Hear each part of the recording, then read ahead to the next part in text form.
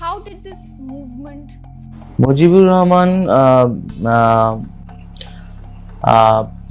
এই রেজিমের সকল অপকর্ম। আবারও ইংরেজিতে কথা বলতে না পেরে লজ্জা পেলেন উপদেষ্টা নাহিদ, সেই সাথে লজ্জা পেল বাংলাদেশের মেধাবীরাও। বিস্তারিত জানতে সাথেই থাকুন। কিছুদিন আগেও জাতিসংঘের প্রতিনিধিদের ইংরেজি শুনে বোকা বনে গিয়েছিলেন উপদেষ্টা নাহিদ ও আসিফ। প্রশ্ন উঠেছিল তাদের শিক্ষাগত যোগ্যতা নিয়ে।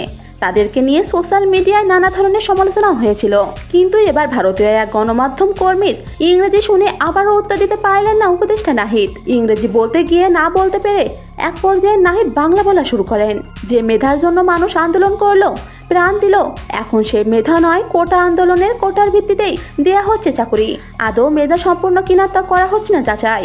এ নিয়ে খেপেছে শিক্ষার্থীরা। তাদের অভিযোগ, নিজেরা কোটার উপদেষ্টা হয়েছেন বলে কি সবাইকে কোটার চাকুরি দিয়ে দিবেন? তাহলে আমরা কিসের জন্য আন্দোলন করলাম? তাহলে তো আপনারা দুই উপদেষ্টাও স্বৈরাচার। এই নিয়ে শিক্ষার্থী উপদেষ্টা সমন্বয়কদের মধ্যে চলছে চরম বৈষম্য, যা নিয়ে আন্দোলনে নেমেছে অনেক শিক্ষার্থী। তারা স্লোগান দেয়, তুমি কে আমি কে, বেকার বেকার।